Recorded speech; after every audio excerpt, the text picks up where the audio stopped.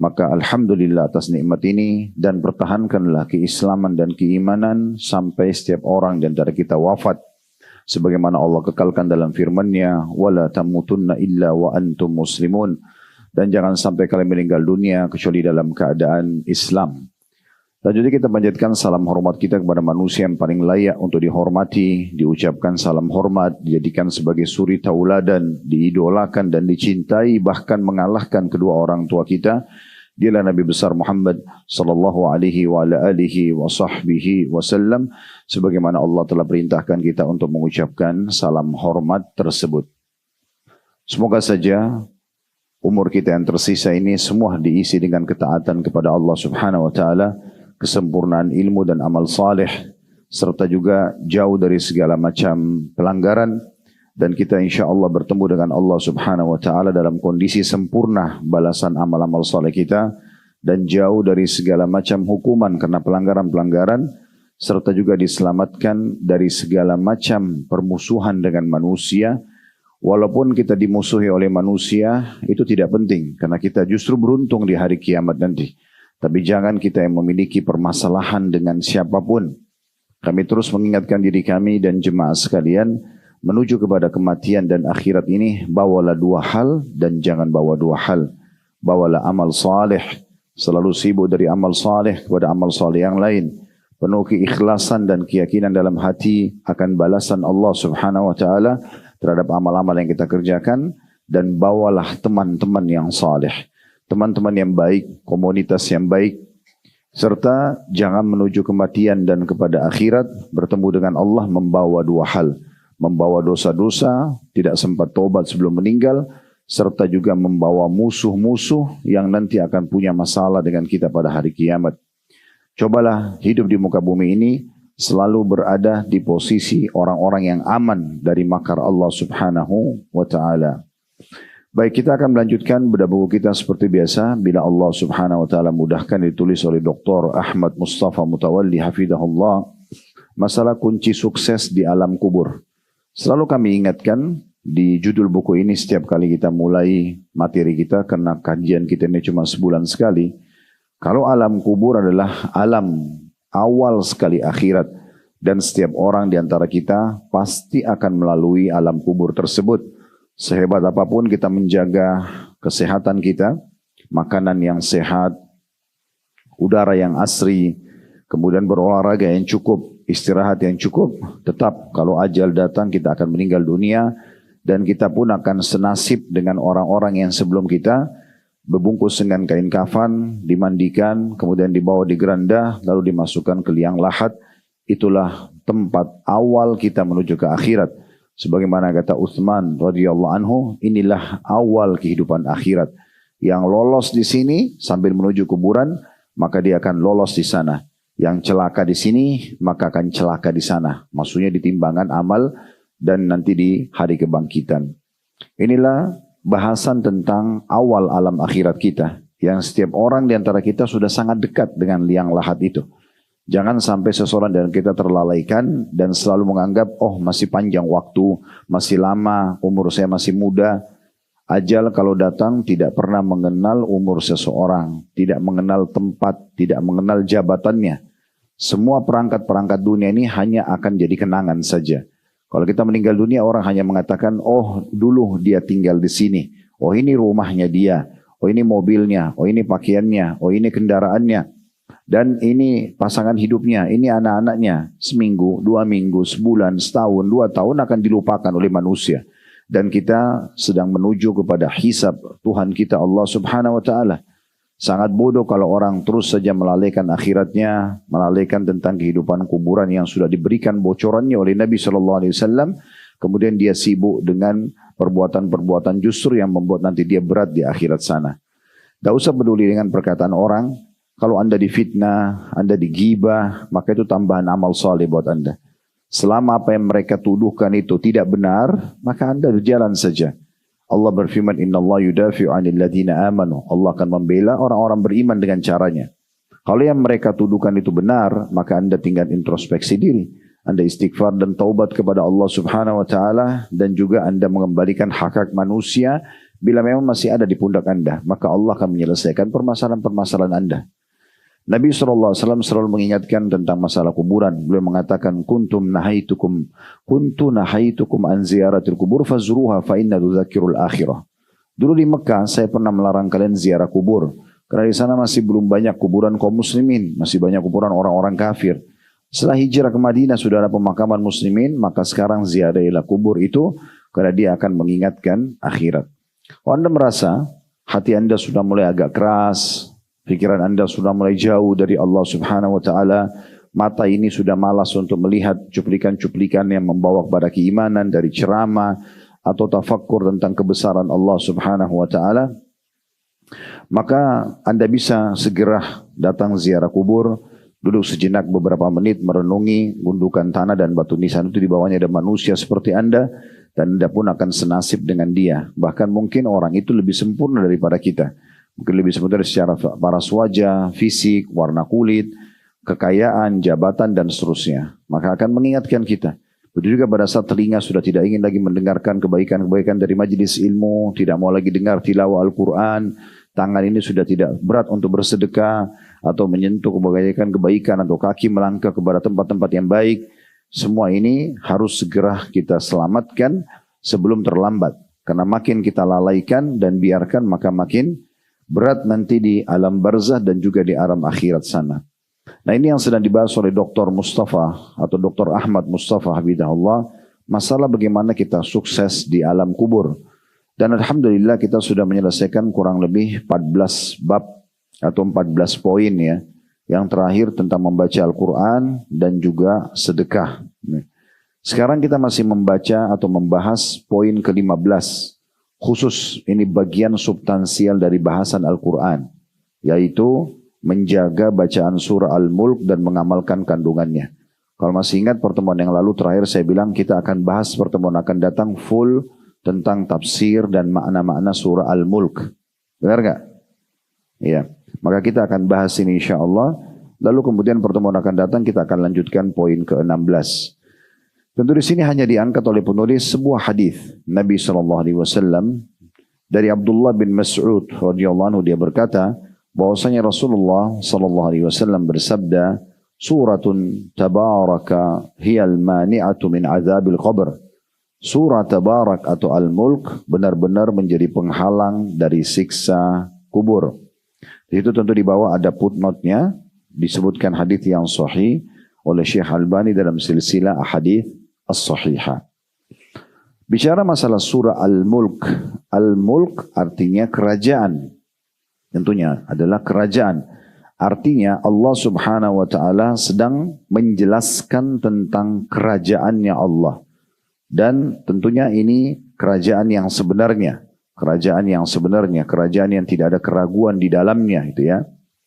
Dan tentu potongan kata Al-Mulk diambil dari potongan ayat pertama. Tabarakalladzi biyadihil mulk wa huwa ala kulli syai'in qadir. Nanti akan kita masuk lebih dalam ke masalah tafsir. Surah ini teman-teman sekalian, kalau kita lihat tadi hadis Ibnu Mas'ud, disebutkan bahwasanya surah yang akan menjadi penghalang dari siksa kubur. Inilah juga sebabnya kenapa Dr. Ahmad mengangkatnya menjadi salah satu penyebab kunci sukses di alam kubur. Rutinnya seseorang membaca surah tentang kerajaan Allah Subhanahu wa taala ini. Surah ini teman-teman sekalian turun di Mekah, dikenal dengan surah Al-Makkiyah. Semua surah-surah yang turun di Mekah dikenal dengan surah Makkiyah. Surah-surah yang turun di Madinah dikenal dengan surah Madaniyah. Yang sudah masyhur di kalangan para ulama adalah surah-surah Makkiyah berbicara tentang umat-umat sebelum kita, tentang kebesaran Allah Subhanahu wa taala, tentang surga dan neraka. Karena memang ini fase awal Islam, 13 tahun dakwah Nabi SAW di Mekah, itu semuanya membutuhkan keimanan. Oleh karena itu teman-teman kalau ingin menambah imannya, cari surah-surah Makkiyah. Semua surah-surah Makkiyah. Biasanya ini berkumpul di juz 28, 29, 30. Ini rata-rata surah-surah Makkiyah. Ya. Bagi anda yang mau tadabbur, kami ingatkan dan bisa mulai dari surah-surah di juz-juz terakhir ini. Ya, terutama di juz 30 saja dimulai. Yang biasa dikenal juga di negara kita dengan juz amma. karena dimulai dengan surah Naba amma yatasaalun, maka sampai ke belakang ini umumnya surah-surah Makkiyah. Pendek-pendek dan berisi tentang peringatan masalah keimanan. Kalau 10 tahun fase Madinah dikenal dengan surah-surah Madaniyah, ini umumnya berlaku tentang masalah hukum-hukum, tentang peperangan-peperangan Nabi SAW, tentang bagaimana kita mengenal sifat-sifat orang kafir dan orang-orang munafik, gitu ya. Itu umumnya berisikan surah-surah Madaniyah. Nah, ini surah Al-Mulk adalah salah satu dari surah-surah Makkiyah yang dipastikan berarti salah satu fungsinya untuk menambah keimanan kita. Dan surah ini terdiri dari 30 ayat sebagaimana sudah tidak asing ya bagi kita semuanya. Dan ada beberapa riwayat tentang masalah surah Al-Mulk. Banyak diantaranya lemah, ya banyak diantaranya lemah secara sanad. Sanad itu maksudnya jalur hadis, orang yang meriwayatkan hadisnya. Ya, kalau secara matan isi hadis umumnya hampir sama, mirip-mirip. Tapi secara sanad ada beberapa yang lemah, gitu ya. Tetapi hadis-hadis lemah ini biasanya dia tidak akan ditolak kalau dia tidak bentrok dengan hadis yang sahih atau hadis yang hasan. Dan hadis ini yang hasan ataupun ada yang sahih dari pendapat sebagian ulama berhubungan dengan surah Al-Mulk akan menyempurnakan atau bahkan yang sudah cukup mewakili tentang keutamaan surah ini. Di antara hadis yang sangat masyhur yang hadis ini diriwayatkan oleh Abu Daud dan juga Ibnu Majah, tidak disebutkan tentu di buku kita tadi karena cuma dinukil sebuah riwayat, dan juga diriwayatkan oleh Imam Ahmad. Asy-Syaukani berkata tentang masalah hadis ini, ya, bahwasanya hadis ini sebenarnya hadis yang masih diperselisihkan oleh para ulama. Namun hadis ini oleh kata beliau Ibnu Hibban, salah satu ulama hadis, menyebutkan bahwasanya perawi yang sedang dibahas yaitu Abbas Al-Jushami itu adalah thiqah atau orang yang terpercaya. Dan hadis ini juga memiliki penguat-penguat dari hadis yang lain dengan sanad sahih dari Anas dan dikeluarkan oleh Tabarani dalam Al-Kabir dengan sanad sahih. Isi hadisnya begini.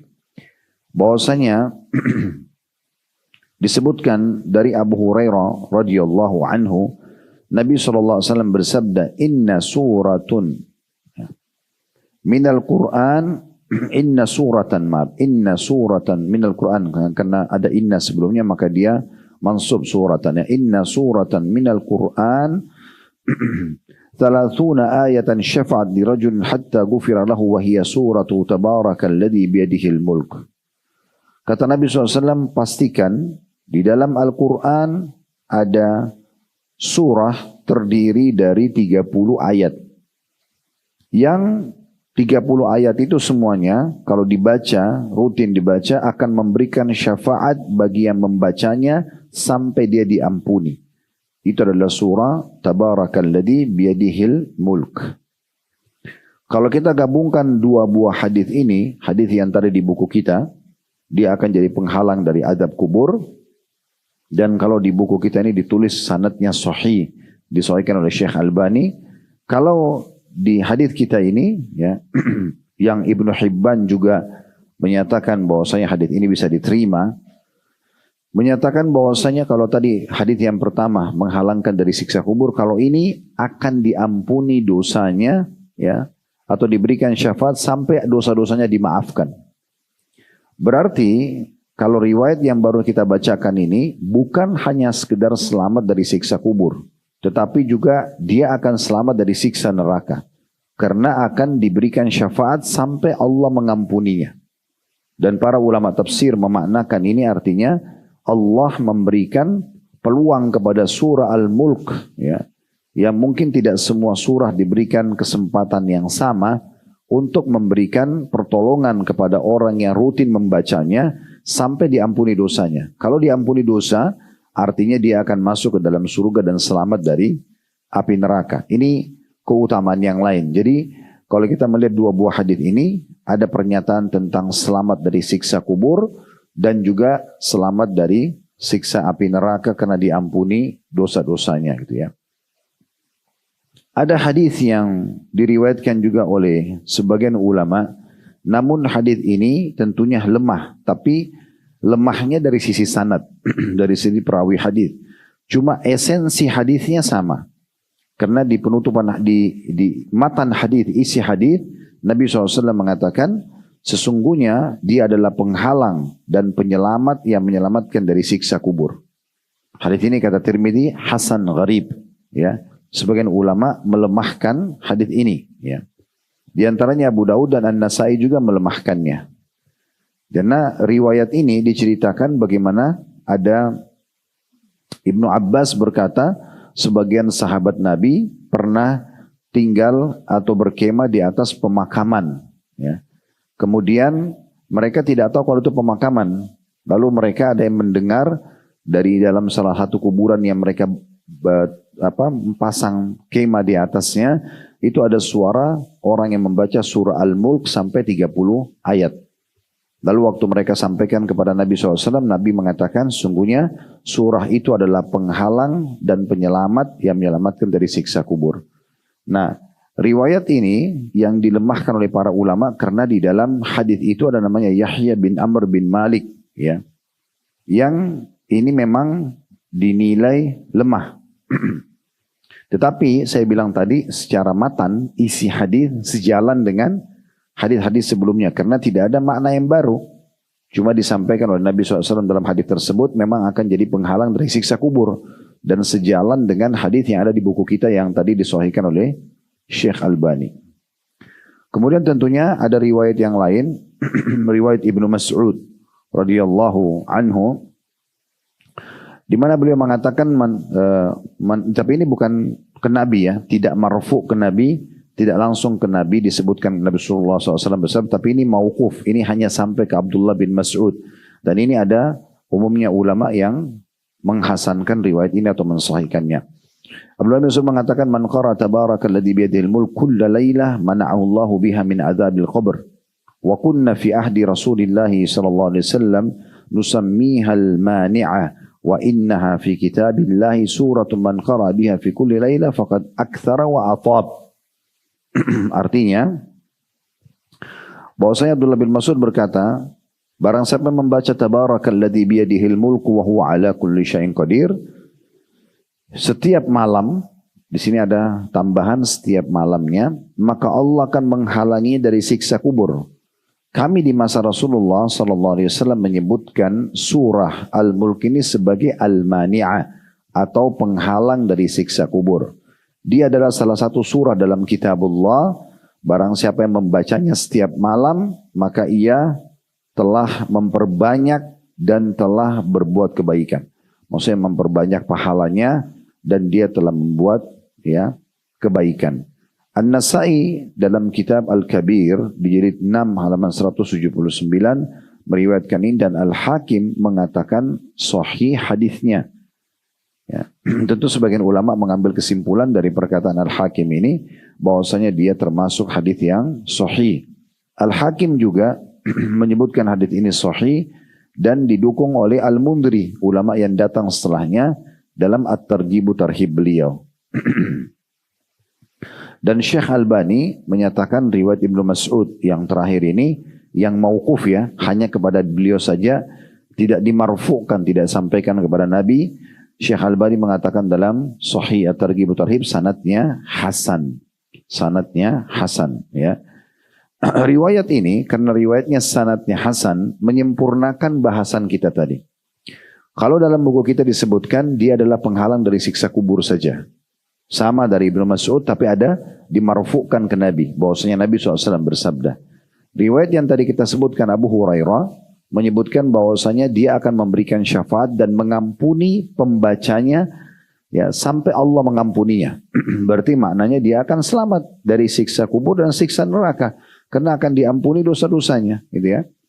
Kemudian riwayat yang baru kita baca tentang Ibnu Mas'ud tapi mauquf hanya sampai ke beliau saja.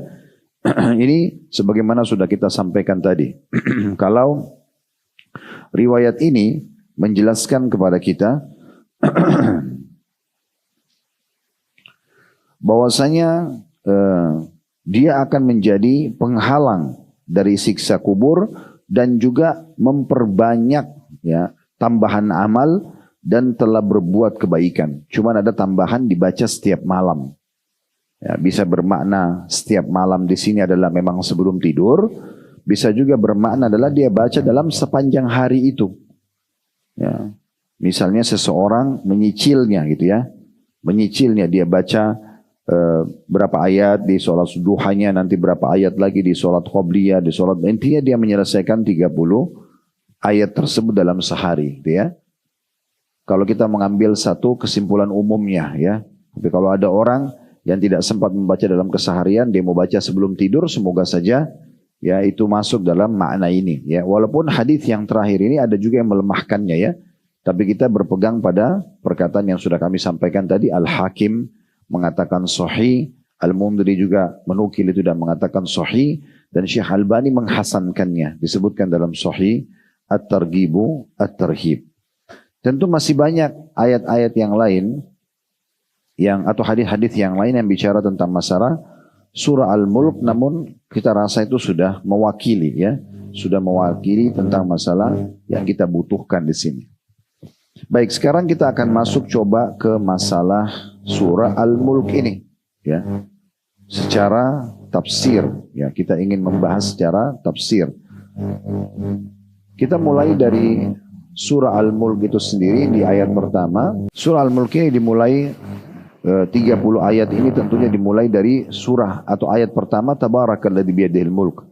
Beda dengan Al-Fatihah. Al-Fatihah 7 ayat dan ayat pertamanya bismillah ya. Di sini bismillahnya tidak masuk dalam hitungan ayat. Berarti 30 ayatnya itu mulai dari Tabarakalladzi biyadihil mulk. Allah Subhanahu wa taala membuka surah ini. Bapak Ibu sekalian silakan dibuka surah Al-Mulk di handphonenya atau punya mushaf. Bisa dilihat ya. Tabarakalladzi biyadihil mulku wa huwa ala kulli syai'in qadir. Tabarak itu artinya maha suci. Ya. Maha berkah. Dan ini adalah salah satu dari nama-nama dan sifat-sifat Allah Subhanahu wa taala. Biasa kita bilang tabaraka wa taala. Maha berkah, maha suci, ya, maha tinggi Allah Subhanahu wa taala. Dan memang Allah Subhanahu wa taala memiliki sifat-sifat yang sangat sempurna. Kalau ada salah satu dari sifat-sifat Allah Subhanahu wa taala itu yang juga ada pada manusia, seperti sifat Allah Ar-Rahmanur Rahim, Maha Pengasih dan Maha Penyayang. Ada potensi kita menyayangi sebagai manusia dan juga mengasihi. Tetapi tentu beda sekali antara kita dengan Allah Subhanahu wa taala. Di antara salah satu perbedaan dasarnya saja, kalau manusia itu memiliki sifat kasih dan sayang sangat terbatas. Hanya pada orang yang dia cenderung padanya. Kalau orang sudah pernah berbuat salah saja sama dia, maka sangat berat bagi manusia untuk bisa menerimanya kembali. Mengasihinya, menyayanginya seperti awal. Kalaupun dia memaafkan, maka mungkin untuk mengembalikan rasa sayang dan kasih seperti awal itu sulit sekali bagi manusia. Dan sangat berbeda dengan Allah Subhanahu wa taala. Karena sifat Allah ini sempurna dan abadi, tidak akan berubah. Kalau orang mendapatkan Rahmanur Rahimnya Allah, maka selamanya. Termasuk orang yang sudah melakukan kesalahan, kemudian dia taubat kepada Allah, Allah akan mengembalikan sifat Rahman Rahimnya. Walaupun tadinya Allah marah karena dia buat maksiat, tapi karena dia meninggalkan, maka akan kembali sempurna seperti awal. Beda dengan manusia. Makanya kalau kita lihat juga sifat-sifat Allah yang lain seperti Ghafur, Ghaffar, yang maha pengampun, ya, dan suka mengampuni hamba-hambanya, ini maknanya abadi.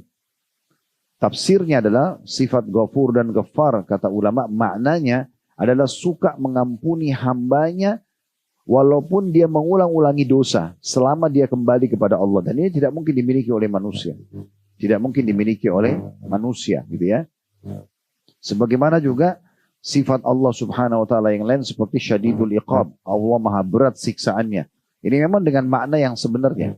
Allah kalau menghukum tidak akan ada yang sama dengan hukumannya, pasti paling berat, ya. Lebih berat daripada semua hukuman manusia. Allah mengatakan maha suci, maha berkah Allah Subhanahu wa taala yang di tangannya lah segala kerajaan. Nah, ini sebab dinamakan surah kita surah Al-Mulk dari kata-kata biyadihil mulk. Dan ini makna yang sebenarnya. Semua yang Bapak Ibu coba datangkan di benaknya sekarang, yang Anda kenal raja, yang Anda anggap dia raja berkuasa di muka bumi ini, dan punya banyak sekali melimpah harta, lama untuk menjabatnya, waktunya lama, misalnya sampai 30 tahun, 40 tahun menjadi raja, misal contoh, keturunannya banyak, segala macam lah ya. Tentu kalau kita mau tarik ke nabi-nabi ini, Nabi Sulaiman alaihissalam, yang betul-betul kerajaannya digambarkan dalam Al-Quran, itu sampai bisa memerintah jin, ya, dan menjadi pasukannya, serta juga bisa berbicara dengan bahasa hewan, ya. Kita lihat dalam surah An-Naml digambarkan Nabi Sulaiman faham tentang bahasa burung, burung hudhud, yang melaporkan tentang keberadaan Ratu Balqis yang menyembah matahari. Kemudian akhirnya Nabi Sulaiman mendakwahi mereka sampai mereka masuk kepada agama Allah. Juga tentang bagaimana surah An-Naml sendiri bicara tentang semut. Bagaimana Nabi Sulaiman AS mendengar suara ratu semut yang berbicara menyuruh agar seluruh kelompok dia masuk ke dalam lubang. Jangan sampai Nabi Sulaiman menginjak mereka dan akhirnya mereka mati tanpa Sulaiman AS menyadarinya. Maka Nabi Sulaiman memberhentikan semua pasukannya hanya karena mendengar ucapan ratu semut tersebut. Nah ini digambarkan seperti itu. Maka semua itu adalah kerajaan yang sangat kecil. Tujuannya Allah Subhanahu wa taala memperkenalkan ini agar kita menyadari kalau kita sebenarnya berada di bawah kerajaan yang sangat besar. Presiden dengan wilayahnya, raja dengan wilayah itu kecil sekali, lingkupnya kecil. Dan mereka sama dengan kita, makhluk juga. Maka kita hanya taat kepada para pemimpin kita di saat mereka taat kepada Allah Subhanahu wa taala. Di saat mereka menuduh kita maksiat kepada Allah, raja yang sebenarnya, kita nggak boleh mengikuti raja-raja manusia itu. Makanya Nabi SAW mengatakan, patuhlah, dengarlah, ati, wasma, dengar, patuh pada pemimpin kalian. Malam yu'mar bimaksiyah. Selama tidak diperintahkan maksiat kepada sang raja yang sebenarnya, Allah Subhanahu wa taala. Fa in umira bimaksiatin fala ta'ata fala sam'a wala ta'ah. Kalau kalian diperintahkan untuk bermaksiat kepada Allah, raja yang sebenarnya, tidak ada kepatuhan dan tidak ada ketundukan pada pemimpin yang sedang ada. Misalnya ibu-ibu dipaksa buka jilbabnya, nggak boleh. Peraturan pemerintah nggak boleh pakai jilbab. Allah suruh pakai jilbab, nggak boleh kita patuh di sini. Karena memang di sini sudah melanggar hukum sang raja yang sebenarnya, Allah Subhanahu wa taala. Tapi selama itu tidak melanggar hukum Allah Subhanahu wa taala, kita wajib patuh. Sebagaimana Allah sebutkan dalam surah An-Nisa, ya ayyuhalladzina amanu atti'ullaha wa atti'ur rasula wa ulil amri minkum. Hai orang beriman, taatlah pada Allah, taatlah pada Rasul dan pemimpin kalian. Itu perintah Allah Subhanahu wa taala. Maka ini menggambarkan tentang kerajaan yang sebenarnya. Kalau Bapak Ibu faham tentang makna ini, berarti menunjukkan kepada kita Bapak Ibu sekalian, kita hanya tunduk kepada sang raja yang sebenarnya yang kerajaannya abadi. Itu yang sedang Allah menyampaikan pesan di dalam surah Al-Mulk ini. Sejalan dengan hadis yang sangat masyhur, di mana Nabi SAW mengatakan kepada Ibnu Abbas, wahai anak kecil, wahai anak muda, jagalah hubungan baikmu dengan Allah, Allah akan menjagamu. Jagalah hubungan dengan Allah, engkau akan temukan Allah selalu ada di hadapanmu. Ketahuilah kalau seandainya seluruh kaum, seluruh umat ini mau menyampaikan padamu satu kebaikan, tidak akan sampai kepadamu kecuali yang sudah Allah catatkan untukmu. Dan kalau mereka semua berkumpul untuk menyusahkanmu, satu negeri ini semua benci sama kita dan ingin menyalahkan kita, maka tidak akan menimpamu kecuali yang sudah Tuhanmu Allah tentukan. Telah diangkat pena yang catat takdir dan telah kering catatan-catatan tersebut. Jadi semua ada di bawah kerajaan Allah Subhanahu wa taala. Bapak Ibu mau baik semuanya urusan dunianya, perbaiki hubungan dengan sang raja yang sebenarnya, Allah Subhanahu wa taala. Tulus dan ikhlas beribadah dan tunduk kepadanya, jaminan 1000%, bukan 100%, Bapak Ibu akan terpenuhi semua apa yang Bapak Ibu inginkan. Karena Nabi SAW sudah bilang, jaga hubungan baikmu sama Allah, kamu harus selalu mengetahui kau ini hamba Allah, kau adalah ciptaannya, kau berada di bawah kerajaannya, ikuti perintahnya semua. Dan yang diperintahkan semua baik-baik, jujur, amanah, tanggung jawab, bakti sama orang tua, bantu orang susah, memaafkan dan seterusnya. Yang tidak dilarang itu semua tidak baik, berbohong, menipu, mencuri, maka kita menjadi orang yang sempurna. Plus juga dijaga oleh Allah Subhanahu wa taala. Dan orang yang sudah dijaga sama Allah tidak akan pernah ada yang bisa menyentuhnya. Tidak akan pernah ada yang bisa menyentuhnya. Tidak akan ada yang bisa menyusahkan dia. Maka hanya kembali kepada Allah Subhanahu wa taala. Dan Nabi SAW menanamkan prinsip dasar ini dalam sabda beliau, mintalah kepada Tuhan kalian, pencipta seluruh alam semesta ini, segala sesuatunya sampai tali sendal kalian.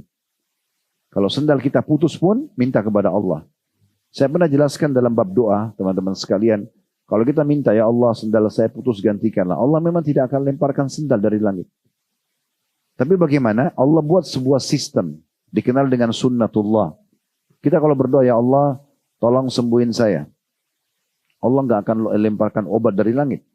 Tapi Allah gerakkan kita, diilhamkan di pikiran kita, lalu kita mendapatkan jalan-jalan mudah, ketemu dengan seorang dokter konsultasi cocok, resepnya cocok, lalu sembuh. Itu jawaban dari doa kita. Kita minta rezeki, Allah nggak akan lemparin uang dari langit. Tapi Allah buat muncul ide kita untuk membuka usaha, bertemu dengan seseorang yang tawarkan usaha, kita dapat penawaran kerja, intinya kita akan terpenuhi dan akhirnya kita mendapatkan kebutuhan kita. Nah begitu juga pada saat kita sakit, kita ingin dapat dokter yang cocok, konsul cocok, maka kita akan sembuh. Semua itu jawaban dari doa kita. Dan semua on proses, semua pasti ada prosesnya. Sabar.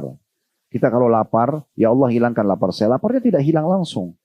Allah kabulkan. Caranya gimana? Kita masih dapat dulu makanan, dikunyah dulu, ditelan dulu, diproses sama usus, baru laparnya hilang. Jangan tergesa-gesa. Makanya kata Nabi SAW, pasti terima doa sesuai yang terkait selama dia tidak tergesa-gesa. Kata para sahabat, ya Rasulullah, bagaimana ciri orang tergesa-gesa? Dia bilang, saya sudah berdoa belum dia jawabannya, maka dia tinggalkan doa tersebut. Padahal mungkin tinggal beberapa kali lagi dia berdoa, mungkin tinggal sekali lagi. Sabar. Dan dalam proses doa tersebut kepada Allah Subhanahu Wa Taala dipastikan ada pahala yang dicatatkan. Makin banyak kita berdoa, maka makin banyak pahala yang kita dapatkan. Ya, sampai kata Nabi SAW, kalau Allah mendengar sebuah doa yang indah dari seorang hamba, Allah terlambatkan jawabannya agar hamba tersebut tetap dalam doanya. Bayangkan kalau kita lagi sakit, kita bilang, ya Allah sembuhin saya, tiba-tiba sembuh. Kita masih berdoa? Berhenti. Tapi kalau Allah kasih waktu seminggu, sebulan, saat itu terus kita memohon kepada Allah.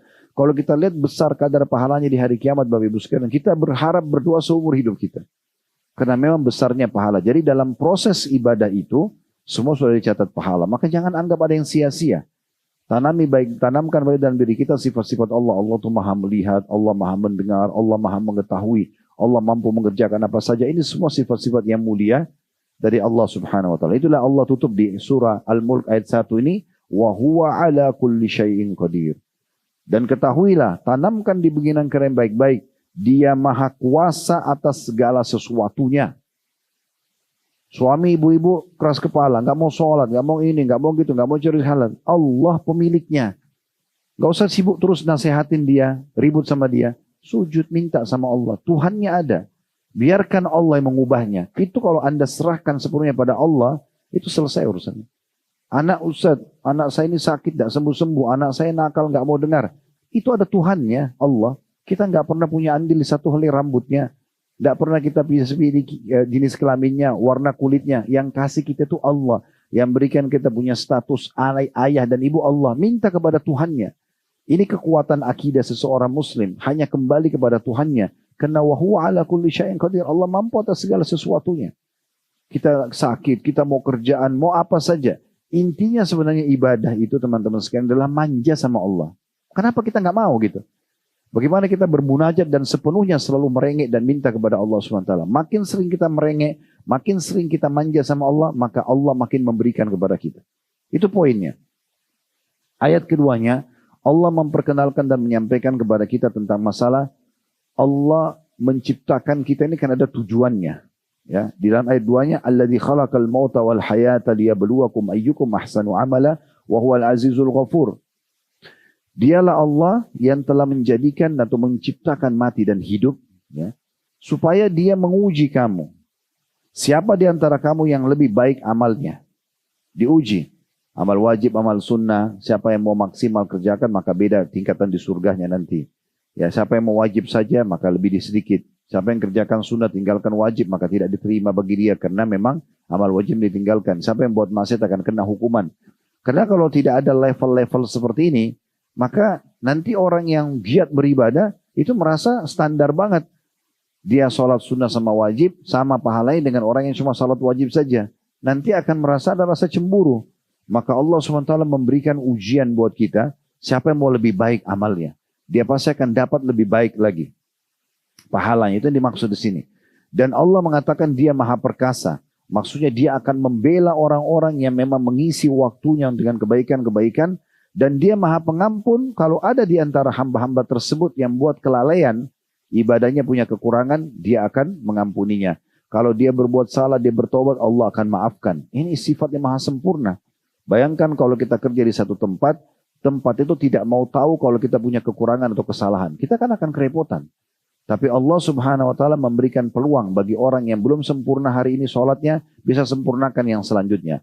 Sempurnakan lagi seterusnya. Begitu perbaikin. Ya, Allah itu ya akan selalu mengampuni kekurangan dan juga Allah akan memaafkan kalau orang punya kesalahan. Lalu Allah memperkenalkan di ayat 3 tentang kerajaannya yang maha besar. Satu ayat ini Bapak Ibu sekalian di ayat 3 surah Al-Mulk sudah cukup mewakili, membantah dan mengalahkan semua kerajaan raja-raja dunia. Alladzi khalaqa sab'a samawatin tibaqan ma tara fi khalqir rahmani min tafawut farji'il basara hal tara min futur. Yang artinya Allah yang telah menciptakan 7 langit berlapis-lapis. Kalau satu ini yang kita lihat di mata atas kepala kita ini cuma langit pertama. Allah beri bocoran kepada kita ada 7 lapis langit. Di atasnya ada lagi langit kedua, ketiga, keempat, kelima, keenam, ketujuh. Itu nggak bisa dijangkau oleh mata manusia. Langit pertama saja ini Allah ajak kita bicara. Allah berbicara sama kita, coba renungi baik-baik. Yang langit pertama saja ini, kamu sekali-kali tidak melihat pada ciptaan Tuhan yang maha pemurah sesuatu yang tidak seimbang. Atau tidak kalian temukan cacatnya. Ya. Maka lihatlah berulang-ulang. Coba lihat ke langit itu setiap hari. Sama di pagi hari, di siang hari, di sore hari, di malam hari. Lihat berulang-ulang. Maka kamu lihat sesuatu yang tidak seimbang atau adakah sesuatu yang kamu lihat di situ yang ada cacatnya, ada kekurangannya, ya. Kita nggak bisa lihat ada retakan kah, ada sesuatu yang jelek kah. Tidak pernah ada manusia yang bisa mengatakan kok jelek banget ya langit ini. Sulit dia membahasakan. Di saat tidak ada awan tetap indah dengan birunya, di saat ada awan juga punya pemandangan yang indah. Mendung itu pun turun hujan, sebuah keajaiban yang sangat besar. Walaupun mungkin kita lihat petir segala macam, tapi itu pemandangan. Kalau dibuat dalam sebuah film, laku filmnya itu. Banyak orang beli film-film horor serem karena itu bagi dia membeli, menjual itu. Kenapa kita melihat ini nggak melihat sebuah keajaiban? Saya kadang-kadang melihat di beberapa Instagram di salah satu beberapa akun gitu ya, saya tidak sebutin karena memang saya kebetulan buka dan saya lihat gitu. Mereka cuma menukil beberapa pemandangan hujan pada saat turun. Ada yang hujan turun di saat langit masih terang, ya, tapi hujan turun. Bagaimana air itu netes, kemudian kena ke pepohonan, lalu didekatkan kameranya sehingga air netes itu kelihatan sekali mengenai daun-daun, mengenai bunga-bunga. Ada yang sampai mengenai tubuh hewan-hewan misalnya. Ada yang manusia terkena dengannya. Dan Allah memang menyebutkan dalam banyak ayat ya. Kalau kita ingin kolerasikan ayat-ayat ini dengan ayat lain banyak sekali. Tentang masalah hujan pun ini luar biasa, keajaiban yang sangat besar. Di mana Allah menyebutkan kalau dia turun maka akan membuat gembira makhluk Allah. Karena dengan itu tumbuh-tumbuhan tumbuh misalnya ya. Manusia pun merasa senang. Kita kalau merasa lagi gerah atau misalnya kita lagi sumpek pun, kalau Bapak Ibu mungkin di belakang rumah mungkin tidak kelihatan sama orang. Anda mau mandi hujan itu bagian daripada sunnah Nabi SAW gitu ya. Karena Nabi SAW kalau turun hujan beliau membuka imamahnya. Dan bahkan membuka sebagian dari kerah baju beliau, membiarkan air hujan turun. Lalu beliau mengatakan, sungguh air ini baru turun dari rahmat Tuhannya. Ya. Karena air yang kita pakai ini kan air yang sama. Dari awal diciptakan air ini aja yang kita pakai. Tapi dengan kita sudah tahu secara ilmiah, dengan panasnya terik matahari kayak sekarang, dia menguap ke langit. Lalu kemudian difilter lagi. Ya, seperti kalau kita air filteran di rumah ada filternya. Itu difilter di awan, diturunkan lagi sudah steril. Padahal air itu yang tadinya dipakai oleh manusia, hewan-hewan, segala macam itu ya. Maka ini sebuah tanda-tanda kebesaran Allah Subhanahu wa Ta'ala. Jadi pemandangan yang kadang-kadang kita takut pun, misalnya gelap, guntur, itu sebuah keajaiban. Siapa yang membuat itu? Bisa gelap, petir sana sini, suara guntur, hujan turun dengan kadar air tertentu, nanti akhirnya berhenti. Ini semua keajaiban yang luar biasa. Maka kita tidak akan pernah menemukan celah-celah yang bisa membuat itu tidak berimbang atau ada cacatnya. Saya juga baru beberapa waktu lalu tidak sengaja melihat di Instagram ada satu orang dia mengadakan eksperimen dari dia, kameranya dibeli yang sangat canggih, terus dipasangkan seperti topi di kamera itu supaya menutup dari cahaya, dan dia khusus untuk memoto serangga-serangga kecil yang kadang-kadang tidak nampak dengan mata manusia. Itu subhanallah, di situ diangkat, diberikan gambaran. Lihatlah bagaimana keajaiban ciptaan Allah. Dan di situ dilihat itu serangga kecil, bagaimana bentuk matanya, bagaimana susunan bulunya, warnanya. Karena kasat mata kita nggak bisa lihat, tapi dengan kamera itu kelihatan. Jadi banyak sekali makhluk Allah yang berlimpah di sekitar kita. Itu keajaibannya luar biasa, gitu ya. Nah ini semua Allah Subhanahu Wa Taala melihat. Coba lihat ciptaan Allah. Di mana kalian bisa menemukan celah buruknya, ya. Jeleknya sebuah benda di mata manusia itu belum tentu jelek di dalam sisi penciptaannya. Seperti contoh, Anda pernah lihat ikan, di lautan ada ikan yang bagus sekali bentuknya, indah warnanya. Ada juga ikan yang seperti di mata manusia buruk, karena seperti batu, jelek mungkin di mata manusia ya. Tapi itu kalau diadakan penelitian ilmiah, ditemukan keajaiban yang luar biasa di ikan-ikan seperti ini. Ada yang hidup di kedalaman 3.000 meter di bawah lautan, yang manusia nggak bisa masuk, bisa pecah gendang telinganya kalau masuk ke situ ya. Tapi mereka bisa hidup di sana. Ini semua tetap ada keajaiban luar biasa. Ada keajaiban yang luar biasa gitu ya. Ini yang dimaksudkan dengan ayat ini. Lalu Allah mengatakan di ayat 4-nya, "Tsummarji'il basara qarrataini yanqalib ilaikal basaru khasi'an wa huwa hasir." Kata Allah kemudian, pandanglah sekali lagi, niscaya penglihatanmu akan kembali kepadamu. Lihat ke langit-langit itu, lihat ke langit, turunkan, lihat lagi. Turunkan, lihat lagi, berulang-ulang, kata Allah. Lalu setelah selesai, kamu sudah merasa capek beberapa kali, ulangi sekali lagi yang terakhir, niscaya penglihatanmu akan kembali kepadamu dengan tidak menemukan sesuatu cacat, dan penglihatanmu itu pun dalam keadaan payah. Susah payah untuk mencari kekurangan tidak akan ditemukan. Yang kita tahu para ilmuwan-ilmuwan, ya, dan subhanallah, kata para ulama-ulama muslim, Allah Subhanahu Wa Taala membuat para peneliti di langit, di kedalaman lautan, di gunung-gunung yang tinggi di sana, di tengah-tengah hutan, ya itu kebanyakan orang-orang ateis. Kenapa orang-orang ateis? Karena mereka belum yakin sama Allah. Orang-orang Muslim sudah yakin sama Allah. Ini semua ciptaan Allah selesai. La ilaha illallah, tidak ada Tuhan, pencipta, pemilik, penguasa yang mengatur semua ini kecuali Allah. Karena mereka belum yakin, Allah buat mereka meneliti. Akhirnya mereka ada yang masuk Islam karena melihat keajaiban langit, ada yang masuk Islam karena melihat keajaiban lautan, karena melihat hewan-hewan dan segala macam hal. Maka ayat ini walaupun tentang masalah langit, tapi bisa ditarik kepada semua ciptaan Allah. Kalau kita coba cari sisi kekurangannya, kita tidak akan temukan. Karena Allah menciptakannya dengan sempurna.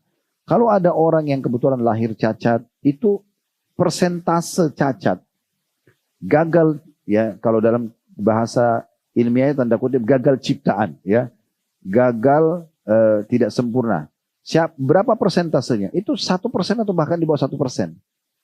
Di sini dari semua yang hadir misalnya, mayoritasnya hadir berapa ratus orang, masya Allah yang hadir misalnya. Siapa di antara kita yang cacat misalnya? Buta matanya, tuli telinganya, buntung tangannya. Kalaupun ada mungkin satu ataupun tidak ada bahkan. Artinya secara persentase seperti itu. Kalau ada orang yang, maaf kalau kebetulan nasibnya begitu ya, misalnya belum diberikan anak misalnya, mandul.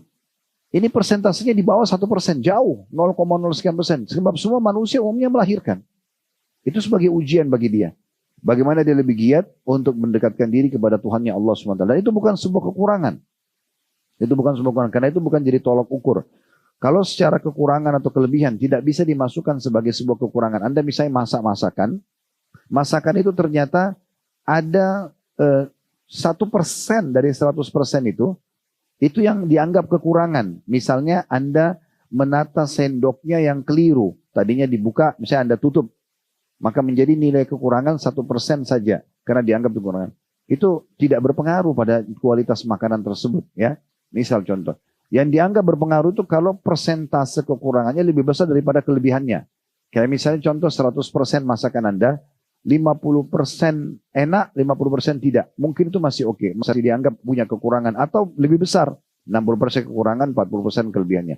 Tapi kalau sudah 60%, 70% kelebihan, sisanya kekurangan, sedikit kelebihan garam, orang masih anggap itu oke. Ciptaan Allah ini tidak ada seperti itu, tidak ada kekurangannya. Semuanya sempurna. Kalaupun ada yang persentase kecil tadi itu sebagai ujian kepada sebagian orang saja, gitu ya. Yang dengan itu pun Allah Subhanahu wa taala memberikan dia derajat yang tinggi. Sebagai contoh, kata Nabi SAW, ya, Allah berfirman dalam hadis qudsi, hadis sahih,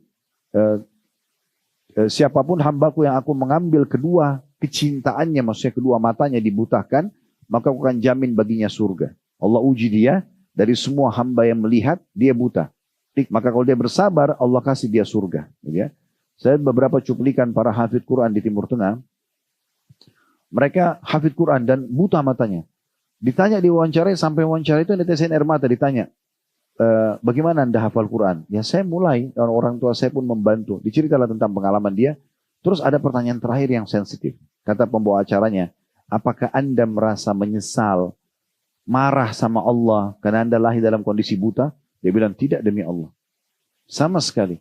Saya terus mensyukuri nikmat Allah karena saya buta. Akhirnya Allah jaga mata saya dari yang haram. Dan saya bisa hafal Quran. Dan dengan ini saya bisa mendapat surga. Hanya dengan saya bersabar. Jadi ternyata mungkin di pandangan kita mereka susah. Belum tentu di pandangan orang itu dia susah. Ada satu syekh di Riyadh. Masuk ke satu rumah sakit Bapak Ibu sekalian. Dia setiap pekan dia buat jadwal, walaupun orang itu tidak dikenal sama dia, dia pamit sama pemilik rumah sakit, kebetulan dia kenal, rumah sakit swasta. Dia cuma keliling di kamar-kamar, bahwa dia mengatakan Assalamualaikum, karena mayoritasnya muslim, karena di Riyadh mayoritasnya muslim gitu ya. Dia masuk rumah sakit itu, lalu dia katakan Assalamualaikum, sabarlah, ada hadis Nabi begini, ada yang mau ditanya nggak masalah agama, itu cuma ijtihad dari dia, mau cari pahala ekstra gitu ya. Satu waktu dia masuk ke satu kamar, di situ ada satu anak muda, kakinya digigit karena dia tabrakan, sudah 2 tahun atau berapa tahun gitu. Dia digantung kakinya, susah nggak bisa bergerak. Sampai betul-betul retakan kaki tulang itu sudah bisa disembuhkan baru dibuka. Seperti kita tahu lah kalau orang digigit kaki atau tangannya yang patah ya. Intinya teman-teman sekalian, Syekh ini begitu lihat, dia lihat dari semua pasien ini orang yang paling berat ujiannya. Maka dia bilang bersabarlah ya, mudah-mudahan Allah kasih kamu pahala gini. Tiba-tiba anak muda itu mengagetkan, dia mengatakan, Alhamdulillah Syekh. Saya sangat bersyukur kaki saya patah begini. Kata Syekh, kok bisa? Kenapa kok bisa bersyukur? Dia ceritalah. Dia bilang, saya ini seorang anak muda tinggal di Riyadh yang sangat ugal-ugalan. Dulu. Nakal banget. Semua apa yang saya lakukan, kejahatan saya lakukan. Yang saya bisa lakukan, saya lakukan. Saya malas sekali sholat. Saya tidak pernah baca Quran. Dan Syekh Anda tahu, 2 tahun lalu pada saya pertama ditabrak. Saya marah-marah dengan diri saya sendiri. Marah dengan keluarga saya. Saya marah dengan Allah. Kenapa ini terjadi gitu? Tapi saya tidak punya pilihan. Mau nggak mau harus, kaki sudah patah. Sehingga 1 bulan pertama saya sangat terganggu dengan keadaan saya. Tapi lama-kelamaan keadaan memaksa saya untuk menerimanya. Nggak bisa. Harus saya terima. Saya marah-marah pun tidak bisa membantu menyembuhkan saya. Setelah itu saya mulai melihat di TV, ditunjuk TV di kamar hotelnya. Saya mulai mendengarkan ayat Al-Quran. Karena bahasa Arab dia ngerti. Kalau kita mungkin kita dengan terjemahannya. Dia bilang saya mulai mengerti apa yang diucapkan dalam Al-Quran tersebut. Mulai saya renungi pelan-pelan. Anda tahu Syekh, semenjak itu saya mulai membaca Al-Quran. Saya mulai coba membenahi diri saya mulai sholat. Yang dulu saya tidak pernah kerjakan. Dan saya mendapatkan ketenangan yang luar biasa. Dan perlu Anda tahu, selama saya di atas ranjang rumah sakit ini, di sini saya hafal Quran 30 juz. Dan saya terus mensyukuri nikmat ini. Itu luar biasa. Jadi kadang-kadang Allah datangkan ujiannya dengan tujuan-tujuan tertentu, gitu kan? Allah mau kita belajar dari kehidupan tersebut. Mungkin itu cara Allah menarik kita supaya kita bisa dekat dengan Dia. Berapa banyak orang lebih dekat dengan Allah setelah anaknya meninggal, setelah bercerai rumah tangganya, setelah berangkut usahanya, ya setelah ditinggalkan oleh teman-temannya misalnya. Banyak orang akhirnya dia jadi dekat dengan Allah Subhanahu wa taala dengan hikmah Allah yang sangat banyak. Baik, selanjutnya Allah menggambarkan juga tentang keajaiban langit ini. Dan fungsi daripada bintang-bintang. Fungsi daripada bintang-bintang.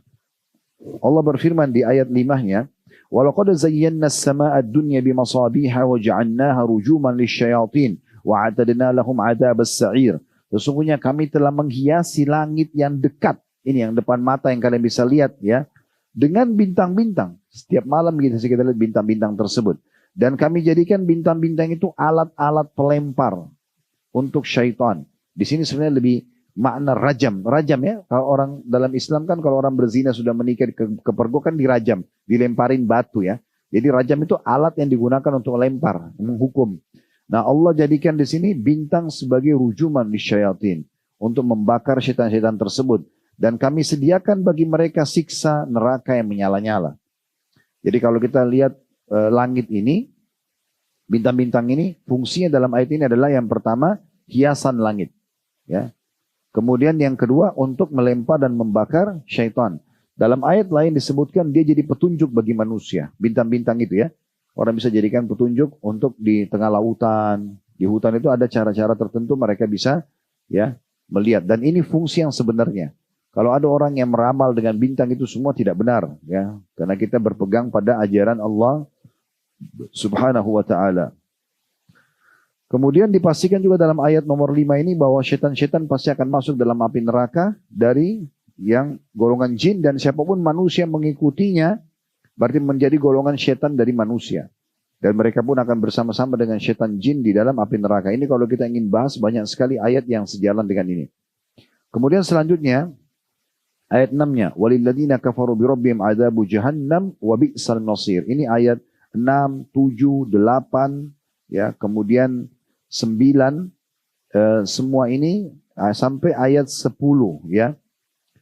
Ini berbicara tentang masalah neraka dan bagaimana kondisi orang-orang kafir di neraka.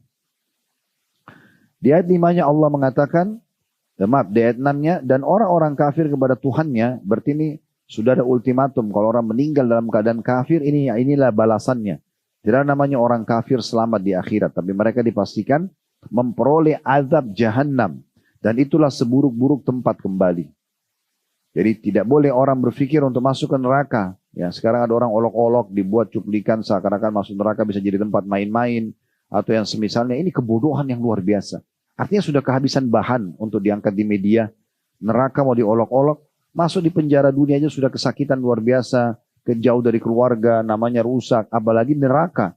Yang kata Nabi SAW, kalau satu orang nanti yang paling besar 5 di dunia didatangkan lalu dicelupkan di neraka, dicelupkan lalu dikeluarkan, ditanya, kau pernah rasa nikmat selama ini di dunia? Dia bilang, demi Allah tidak pernah. Hilang semua kenikmatan dunia 70 tahun dengan satu kali dicelup di neraka. Ini siksaan yang luar biasa. Dijaga oleh malaikat Zabaniyah. Allah mengatakan, falyadu'u nadiyah. Ahli neraka silakan panggil siapa yang mereka mau panggil. Sanadu'u Zabaniyah. Kami akan panggil Zabaniyah. Zabaniyah ini kata Nabi SAW, penjaga neraka dari kalangan malaikat. Yang kalau seseorang menunggangi kuda dengan kecepatan tinggi, berjalan 60 atau 100 tahun dalam riwayat itu, dari awal pundak belum bisa sampai ke lehernya. Malaikat yang sangat besar, kasar, keras. Gak bisa toleransi, bakar-bakar, cincang-cincang, gak ada main-main. Jadi jangan main-main dengan neraka. Harus selamatkan diri dari neraka itu. Jangan jadikan bahan olok-olok, gak apa-apa nanti masuk neraka dulu. Kamu jangan gini, tobatlah. Gampang lah, orang muslim kan masuk surga nanti juga. Seakan-akan itu gampang. Ambil korek gas, jangan dipraktikin cuma sebagai contoh. Kalau kita ambil korek gas kecil, kita bakar jempol kita, 1 detik, 2 detik saya sudah panas. 1 menit bisa matang. Operasi plastik, biayanya mahal. Bagaimana kalau tubuh kita ini semua kena api? Demam itu bagian daripada tiupan api neraka. Pernah rasakan demam sampai 38-40 derajat? Saya yakin semua pernah rasakan itu. Bagaimana susahnya kita beraktivitas, kena angin sedikit kita merasa tidak nyaman gitu ya. Nah itu kata Nabi SAW, tiupan, luapan dari api neraka. Bagaimana kalau itu api membakar? Jadi nggak boleh main-main dengan masalah neraka ini ya. Kita harus selalu berlindung kepada Allah Subhanahu Wa Taala. Karena kata Allah itulah seburuk-buruk tempat kembali. Allah gambarkan ayat 7-nya. Idza ulqu fiha sami'u laha syahiqan wa hiya tafur. Apabila mereka nanti dilemparkan dalam api neraka, mereka mendengarkan suara neraka yang mengerikan. Allah yang bilang, penciptanya menggambarkan neraka itu ngeri. Suaranya gemuruh, menakutkan. Ya. Jadi kalau Anda dengar guntur biasa Anda takut, nah itu lebih dahsyat daripada itu semuanya. Suara gemuruh, suara teriakan orang, histerinya orang. Ya. Sedang neraka itu sendiri menggelegak, kata Allah. Meletap-lutup, gitu ya. Suaranya keras, karena bahan bakarnya manusia dan batu. Manusia itu kalau dibakar meledak badannya kan, nah seperti itu. Batu-batu juga itu kalau makin panas dia bisa pecah dan meledak. Nah itu hampir seluruh bangunan yang sangat besar neraka itu seperti itu keadaannya. Allah gambarkan. Di ayat 8-nya Allah bilang, takadu tamayyadu minal ghaid, kullama ulqiya fiha faujun sa'alahum khazanatuha alam ya'tikum nadir. Hampir-hampir neraka itu terpecah-pecah lantaran marah. Ini berarti neraka memiliki sifat marah. Neraka itu bisa berbicara ya, sebagaimana dalam hadis ini dikatakan dari neraka nanti akan keluar leher yang akan mengatakan aku diwakilkan oleh Allah untuk menghukum semua orang-orang yang sombong gitu ya. Orang-orang yang kafir. Maka neraka itu punya suara ya. Neraka itu marah dengan pelanggaran-pelanggaran yang terjadi kepada Allah SWT yang hanya dihukum kepadanya. Setiap kali dilemparkan ke dalamnya sekumpulan orang-orang, dalam kurung orang-orang kafir, terjemahnya di sini, penjaga-penjaga neraka itu bertanya kepada mereka, para malaikat, apakah belum pernah datang kepada kamu di dunia seorang pemberi peringatan? Belum pernah dengar ceramah, belum pernah dengar ada orang nasihatin kamu, belum pernah baca buku, belum pernah lihat cuplikan. Di masa sekarang makin canggih teknologi, makin tegak argumentasi pada orang-orang kafir. Gak ada alasan. Hampir setiap saat di handphone kita 24 jam kita bisa nonton apa saja. Mau baik atau mau buruk gitu ya. Dan pasti terlintas subhanallah walaupun dia biasa nonton yang buruk ada saja satu dua cuplikan tentang ceramah. Allah datangkan peringatan bagi dia. Mereka tanya, kenapa kau masuk neraka ini? Dulu belum pernah dengar sama sekali peringatan? Belum ada yang pernah sampaikan kepada kamu? Belum pernah kamu lihat cuplikan, baca buku? Maka mereka berkata, mereka mengakuinya. Jadi jangan, ini Allah sudah kasih bocorannya. Jangan kita jadi seperti mereka nih. Di ayat 9-nya, qalu bala qad ja'ana nadhirun fakadzdzabna wa qulna ma nazzalallahu min syai'in antum illa fi dhalalin kabir. Mereka menjawab benar ada. Di neraka sudah enggak bisa orang bohong lagi, ya. Makin berat siksaannya. Kalau mereka melakukan lagi pelanggaran sudah tidak ada lagi, mereka mengatakan benar. Di dunia dulu kami pernah dengar ada undangan ceramah di sana, ada ajakan dari teman, ada cuplikan dikirim di grup. Wah, banyak banget yang sekarang ini bisa jadi argumentasi. Sungguhnya telah datang kepada kami seorang pemberi peringatan. Maka kami mendustakannya, kami acuhkan, dan kami katakan, Allah tidak menurunkan sesuatu pun. Kamu tidak lain hanyalah di dalam kesesatan yang besar. Maksudnya dia menyalah-nyalahkan dulu orang yang memberikan nasihat yang baik. Ayat 10-nya, وَقَالُوا لَوْ كُنَّا نَسْمَعُ أَوْ نَعْقِلُ مَا كُنَّا فِي أَصْحَابِ السَّعِيرِ. Ini salah satu ayat tentang penyesalan. Ada beberapa tablik akbar kami, di YouTube, di playlist YouTube. Saya sarankan Bapak Ibu nonton ya. Ada judulnya kalau tidak salah jangan sampai menyesal ya. Kemudian ada juga sebelum menyesal ya, sebelum terlambat, itu banyak cuplikan ceramah. Nah, itu kami sampaikan. Nah, di antara potongan ayat yang kami bahas adalah Al-Mulk ayat 10 ini. Wa qalu law kunna nasma'u aw naqilu ma kunna fi ashabis sa'ir. Mereka berkata, sekiranya kami dulu di dunia mendengar dan mau memikirkan peringatan itu. Mau jawab panggilan undangan ceramah itu, mau dengarin nasihat itu, mau dengarin cuplikan ceramah kami tidak acukan yang datang ke media kami misalnya, niscaya tidaklah kami termasuk penghuni-penghuni neraka yang nyala-nyala ini. Kalau kami dulu dengar, kami patuh sampai ajal datang kami selamat, tapi kami tidak mau dengar, maka mereka menyesal. Di ayat 11-nya, fa'tarafu bidzambihim fasuhqan li ashabis sa'ir. Mereka pada saat itu mengakui dosa mereka. Tapi sudah tidak ada manfaatnya. Maka kebinasaanlah bagi penghuni-penghuni neraka yang nyala-nyala itu. Penyesalan abadi. Kebinasaan artinya binasa buat dirinya. Masa depannya. Udah gak ada harapan bagi mereka. Lalu ayat 12-nya. Allah memuji justru lawannya. Innal ladhina yakhshawna rabbahum bil ghaibi lahum maghfiratun wa ajrun kabir. Sesungguhnya orang-orang yang selama di dunia takut kepada Tuhannya. Yang tidak nampak, Tuhan Allah tidak nampak dengan mata, tapi dia takut, dia tetap jalankan perintah, meninggalkan larangan. Ya, maka mereka memperoleh ampunan dan pahala yang besar. Ayat 12, ayat 13-nya menceritakan bagaimana Allah tahu semua rahasia kita. Jangan selalu membodohi diri sendiri seakan-akan tidak ada yang lihat, tidak ada yang dengar, tidak ada yang tahu. Yang tersembunyi dalam hati manusia pun Allah tahu. Bapak Ibu rahasiakan tidak ada yang tahu, Allah tahu isinya. Ya, itu ayat 13. Wa asirru qawlakum aw ijharu bihi innahu alimun bidatis sudur. Rahasiakan saja perkataanmu atau kamu nampakkan, ya. Sesungguhnya Dia Allah, Dia-nya besar kata ganti Allah, Maha mengetahui segala isi hati. Kemudian ayat 14-nya Allah berikan kesadaran buat kita, ala ya'lamu man khalaqa wa huwal latiful khabir. Apakah Allah yang menciptakan itu tidak mengetahui dalam kurung yang kamu lahirkan atau kamu rahasiakan? Sementara Dia maha halus lagi maha mengetahui. Maksudnya Allah tahu semua. Oleh karena itu kita harus berhati-hati sekali. Karena Allah itu raqib. Ya, Allah selalu mengawasi kita. Mengingat dan mengetahui dan juga akan memberikan balasan sesuai dengan apa yang kita lakukan. Maka kontrol baik-baik hubungan dengan Allah subhanahu wa ta'ala. Lalu Allah sebutkan di ayat 15-nya tentang masalah Allah juga menciptakan bukan hanya langit tapi bumi juga. Dan Allah membolehkan orang-orang beriman untuk menikmati rezeki yang Allah sudah siapkan. Yang penting dia halal dan thayyib. Halal dibolehkan dan berkualitas. Allah bilang untuk cari rezeki. Huwallazi ja'ala lakumul arda darulan famshu fi manakibiha wa kulu min rizqihi wa ilaihin nusyur. Dialah yang telah menjadikan bumi itu mudah bagi kamu. Maksudnya mudah untuk dijalani atasnya, dibangun di atasnya, dicocok tanam, diambil hasilnya, digali, diambil tambangnya dan segala macam. Bumi Allah mudahkan untuk kamu. Maka berjalanlah di segala penjurunya dan makanlah sebagian dari rezekinya. Dan hanya kepadanya lah kamu kembali setelah dibangkitkan nanti. Dan ini sudah pernah kami jelaskan. Saya sarankan juga Bapak Ibu nonton setelah ini bisa kapan ada waktu. Cuplikan kami katakan ya di playlist YouTube kami itu Tablik Akbar judulnya katakan ya iya untuk sukses ya.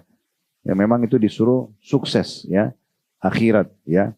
Katakan iya untuk sukses gitu ya. Itu seingat saya judul kami pernah sampaikan Tablik Akbar beberapa waktu yang lalu. Tapi yang jelas usahakan dengar di situ karena cukup banyak cuplikan yang kami buat Bapak Ibu sekalian ya. Dan saya khususkan lagi ada kelas khusus seperti seminar sehari. Namanya Gazwa Akademik, itu Gazwa itu nama perusahaan kami. Ada Gazwa Akademik ini untuk belajar saja dari jam 8 pagi sampai jam 5 sore. Khusus bicara masalah bisnis dalam Islam. Di Gazwa Akademik Angkatan 1 itu kami bahas 42 alasan kenapa kita harus sukses dan menjadi orang kaya dalam Islam. Itu 42 argumentasi yang sangat kuat. Itu membantah orang yang selalu mengatakan, sudahlah saya nggak apa-apa hidup miskin aja. Enggak, bukan begitu Islam. Islam suruh kita menjadi pakai baju yang terbaik, mobil yang terbaik, menjadi orang yang terbaik. Semuanya boleh yang terbaik selama kebutuhan dan bukan kemauan. Maka itu kami jelaskan. Di Gazwa Akademik 2 kita jelaskan tentang masalah transaksi-transaksi yang terbaik dalam Islam dan juga apa yang dilarang, yang dibolehkan dan yang dilarang. Jadi kalau Anda berminat nanti insya Allah bisa daftar untuk ikut di kegiatan itu. Tapi memang itu seharian full, ya, dari pagi sampai sore ya. Yang jelas teman-teman sekalian, di ayat ini salah satu yang kita jadikan sebagai argumentasi, ya bahwasanya Allah menyuruh kita menjadi orang yang sukses dan punya kedudukan di muka bumi. Boleh pakai baju terbaik, punya kendaraan terbaik. Masih ingat saya pernah sampaikan hadis di kelas kita ini, tapi beberapa waktu yang lalu ya. Saya ingatkan kembali, puncak kebahagiaan seseorang itu ada pada 4 hal. Yang pertama, istri yang salihah, ya. Tentu bagi ibu-ibu juga berarti suami yang saleh.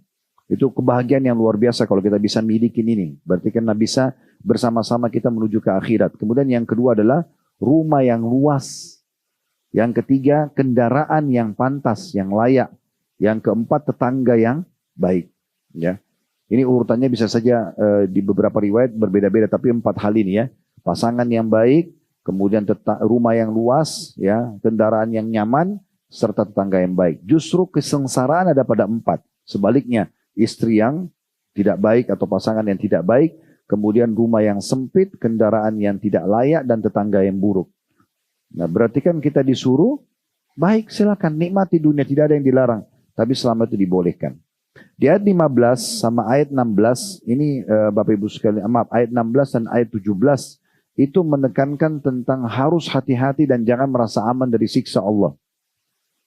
Benar banyak orang melakukan pelanggaran tanpa segera kembali kepada Allah SWT. Seakan-akan Allah tidak akan menghukum dia.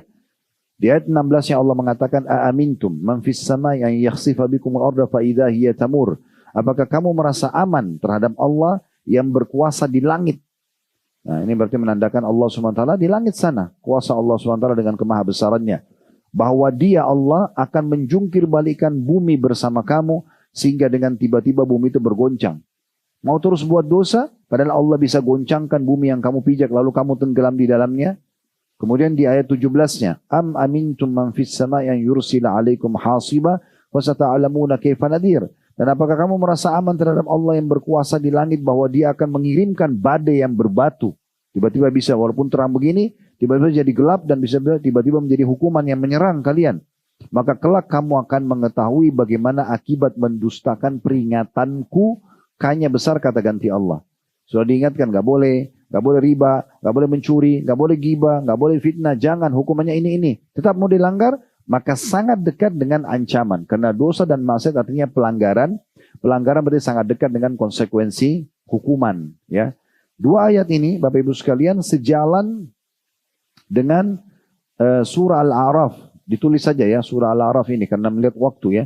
Kita hemat saja. Ini surah Al-A'raf beberapa ayat. Surah nomor 7 ayat 96 ya. 97, 98, ya 99. Ini 4 ayat ini berbicara sejalan dengan ayat ini. Saya bacakan surah Al-A'raf ayat 96. Kalau mau dibuka, dikonekin ke sana dulu. Kita baca, tapi saya tidak akan masuk ke tafsirnya karena panjang. Kita akan baca ayat dan terjemahannya.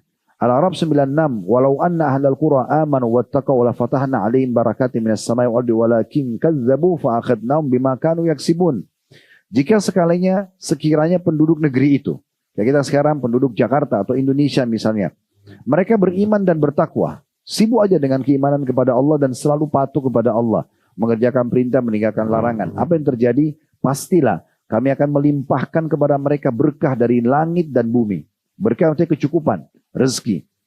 Tetapi mereka mendustakan ayat-ayat kami, dilarang tetap dilanggar, maka kami siksa mereka disebabkan perbuatan mereka.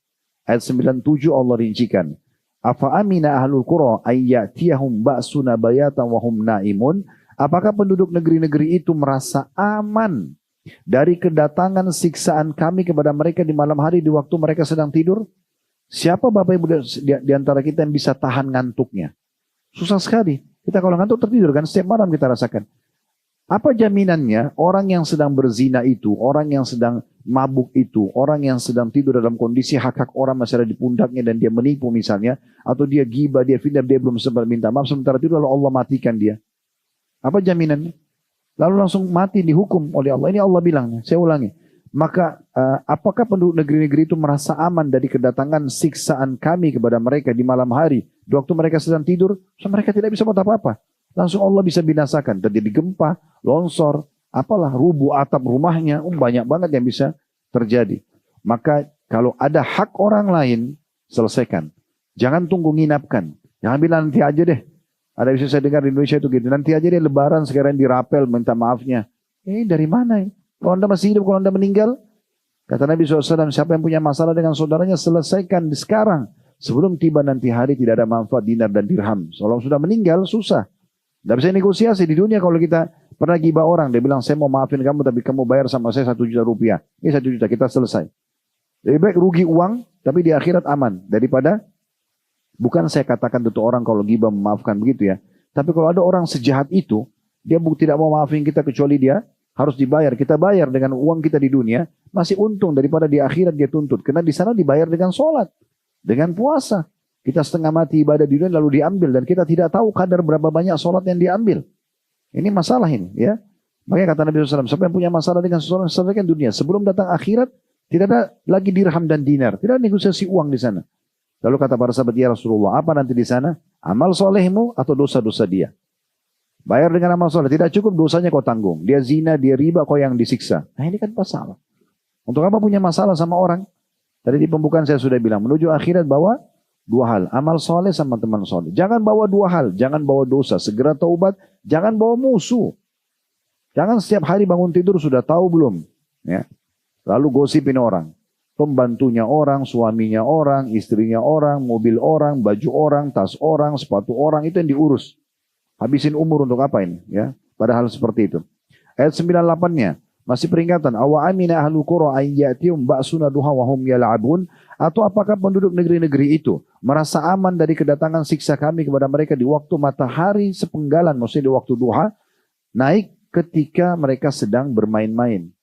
Sedang pergi kerja, sedang pergi ke kafe makan atau apa restoran. Mereka aman di situ, bisa aman karena terang. Terus anggap tidak datang siksaan Allah. Berapa banyak orang tabrakan di siang hari? Berapa banyak orang tabrakan di pagi hari? Berapa banyak orang yang datang ajalnya di pagi hari? Banyak. Ayat 99-nya, afa aminu makrallah fala ya'manu makrallahi illa al-qaumul khasirun. Apakah mereka merasa aman dari azab Allah yang tidak terduga-duga? Tiada yang merasa aman dari azab Allah kecuali orang-orang yang merugi. Nah ini 4 ayat ini dari surah Al-A'raf 96 sampai 99 sejalan tadi korelasinya dengan ayat di surah Al-Mulk 16 dan 17. Ayat 18-nya, walau qad kadzdzaba alladziina min qablihim fakaifa kana nakir. Kembali kepada surah Al-Mulk lagi ayat 18. Dan sungguhnya orang-orang yang sebelum mereka telah mendustakan rasul-rasul, maka alangkah hebatnya kemurkahanku. Maksudnya Allah bilang, lihat orang-orang sebelum kalian, manusia seperti kalian banyak yang membangkang tuh, Fir'aun, tuh, Namrud, ya, Abu Jahal, Abu Lahab, Umayyah bin Khalaf, banyak. Sudah jadi contoh, jangan ikutin mereka, lihat bagaimana beratnya hukumanku pada mereka. Jangan terjadi hal yang sama. Makna lainnya adalah, ikutilah orang-orang yang justru selamat. Dari para nabi-nabi, orang-orang yang beriman para nabi-nabi, ikuti mereka. Karena keselamatan juga akan bersama dengan kalian. Ayat 19-nya. Awalam yarau ila at-tayri fawqahum saffatin wa yakbidan ma yumsikuhunna illa ar-rahman innahu bikulli syai'in basir. Apakah mereka tidak memperhatikan burung-burung yang mengembangkan dan mengatupkan sayapnya di atas mereka? Lihat burung-burung yang terbang dari burung yang kecil sampai burung yang besar, ya. Tidak ada yang bisa menahannya di udara selain yang Maha Pemurah. Hanya Allah yang bisa memberhentikan burung-burung tersebut. Sesungguhnya Dia Maha melihat segala sesuatu. Ini maksudnya Allah membuat kita berfikir lagi di ayat ini, ayat 19, bagaimana kemahabesaran Allah Subhanahu wa taala, dan kita disuruh melihat ke burung-burung yang terbang. Kita sendiri susah untuk menangkapnya. Orang kalau pelihara burung lalu lepas, bagaimana caranya ditangkap burung itu? Susah, ya. Kalau dia datang sendiri, Allah Subhanahu wa taala datangkan, kalau tidak sudah susah. Lalu kemudian ayat 20, amman hadzal ladzi huwa jundun lakum yansurukum min dunir rahman inil kafiruna illa fi gurur. Atau siapakah Dia yang menjadi tentara bagimu yang akan menolongmu selain daripada Allah yang Maha Pemurah. Orang-orang kafir tidak lain hanya dalam keadaan tertipu. Jadi maksudnya di sini Allah ajak berfikir lagi.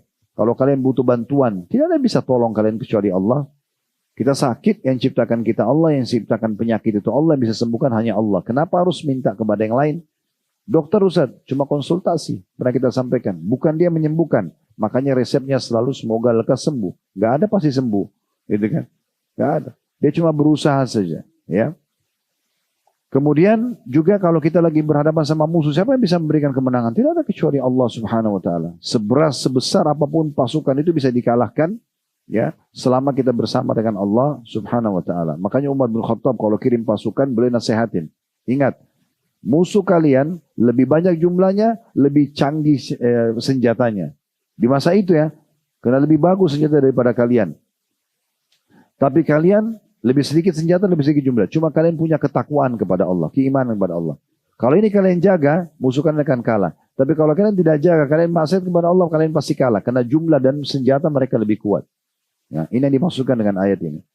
Ayat 21-nya, amman hadzal ladzi yarzuqukum min amsaka rizqahu bal laju fi utun wa nufur. Atau siapakah yang Dia bisa memberikan kamu rezeki, makan, minum dan kebutuhan jika Allah menahan rezeki itu? Sebenarnya mereka terus-menerus dalam kesombongan dan menjauhkan diri. Ya. Saya pernah bicara dengan dua jemaah. Yang satu anaknya sakit keras. Dia bilang semenjak meninggal anak itu saya jadi pelajaran dan saya hijrah Ustaz. Ini kebetulan salah satu tokoh kita di nasional insya Allah ya. Dan saya tidak perlu sebut nama, beliau mengatakan itu. Saya jadi hijrah, saya jadi mulai dekat dengan Allah, dekat dengan Islam. Justru anak saya meninggal. Saya pikir tadinya semua bisa ditangani dengan uang. Karena uangnya sangat melimpah. Begitu anaknya sakit, dia bayar dokter termahal bahkan dari luar negeri, dari Amerika, menggunakan teknologi tercanggih, rumah sakit tercanggih. Allah berikan kebesarannya. Setelah dokter berusaha semua angkat tangan, tidak bisa. Anak itu meninggal juga. Tidak bisa buat apa-apa. Sama yang satu lagi ada dokter spesialis. Dulu beliau salah satu dokternya di masanya Pak Soeharto dulu rahimahumullah sudah meninggal semua. Tapi ini orang senior sebaya dengan ayah kami, dokter spesialis adik kakak. Dan saya pernah bicara sama beliau, beliau bilang salah satu keajaiban di ilmu kedokteran ini, dokter itu kalau betul-betul mau merenungi tentang kemahabesaran Allah, mereka bisa menambah iman yang luar biasa. Dia bilang. Salah satu dia bilang pernah ada orang yang dioperasi dengan dokter spesialis, berkumpul kurang lebih 20 dokter spesialis yang mengoperasi orang ini dan dianggap berhasil. Dianggap berhasil dengan teknologi canggih, dengan semuanya berkumpul, semuanya mengerahkan energinya. Dalam setengah jam setelah orang itu dianggap berhasil, mereka bersorak-sorak, mereka anggap itu sebuah prestasi, Allah matikan orang itu. Hilang seketika. Dan di saat itu semua nundukkan kepala, tidak ada yang bisa hidupkan kembali. Yang tadinya dianggap itu operasi berhasil. Clear, selesai dalam hitungan detik. Ya. Maka kenapa kita tidak kembali kepada Tuhan kita yang Maha Pencipta? Ini yang perlu digarisbawahi. Jadi kalau Allah menahan rezeki itu kata Allah, siapa yang bisa mendatangkannya? Ya. Sebenarnya mereka terus-menerus dalam kesombongan dan menjauhkan diri dari Allah. Ayat dua-duanya. Afaman yamshi mukibban ala wajhi ahda man yamshi sawiyan ala siratim mustaqim. Maka apakah orang yang berjalan terjungkal di atas mukanya, maksudnya orang-orang kafir dan tidak mau beriman sama Allah, tidak mau tahu sama Allah, lebih banyak mendapatkan petunjuk, atau orang-orang yang berjalan tegap di atas jalan yang lurus?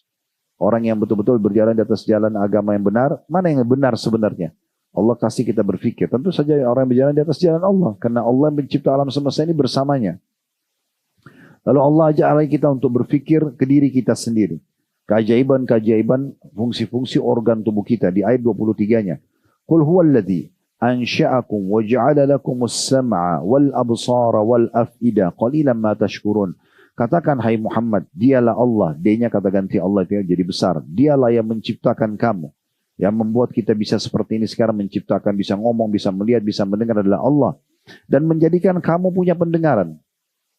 Dengan gendang yang kecil kita bisa dengar suara, ya, dengan jarak tertentu kita bisa bedain intonasi keras dan lembut seketika. Penglihatan, ya, dengan urat-urat sarafnya, dengan keajaibannya. Anda kalau mau lebih dalami ayat ini, Anda bisa bicara sama dokter THT, dokter penyakit, dokter mata, spesialis mata. Bisa Anda bicara sebentar aja, 5-10 menit, tolong jelaskan menurut Anda apa keajaiban ciptaan di telinga itu, atau keajaiban ciptaan di mata. Itu Anda akan dengar keajaiban yang luar biasa. Saya biasa ngomong sama mereka itu, ya. Bagaimana keajaiban kuping itu, gendang telinga. Pernah lihat gak orang kalau periksa apa di dokter sering diperiksa kupingnya? Padahal yang sakit dadanya. Hah? Lihat gak?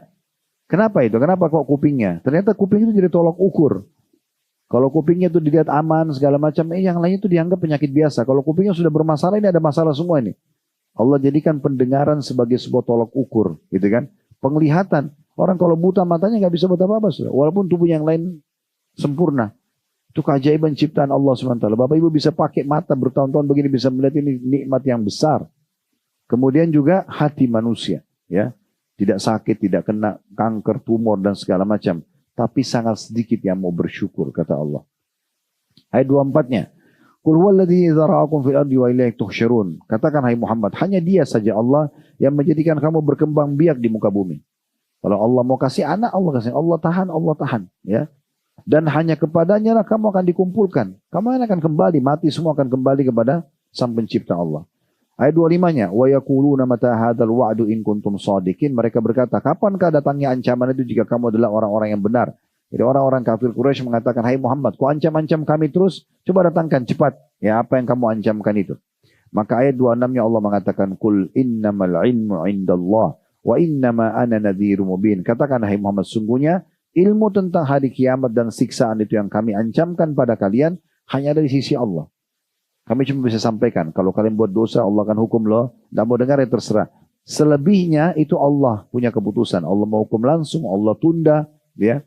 Dan aku, kata Allah SWT, suruh Nabi Muhammad SAW bilang, sungguhnya aku hanya pemberi peringatan yang menjelaskan. Dan semua ulama dan da'i juga menggunakan kata-kata yang sama ini, mengatakan kami cuma bisa menyampaikan, Bapak Ibu sekalian.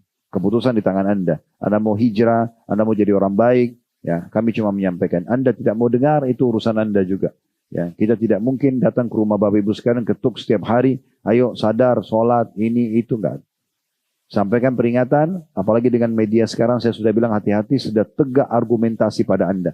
Sebelum ada media, tugas kami lebih berat sebagai dai-dai dan apalagi guru-guru kita, para ulama. Karena kita harus mendatangi umat ini untuk menasihati satu persatu. Sekarang dengan media, ngomong di kamarnya sendiri pakai handphone, sebarkan, udah sampai kemana-mana. Ya.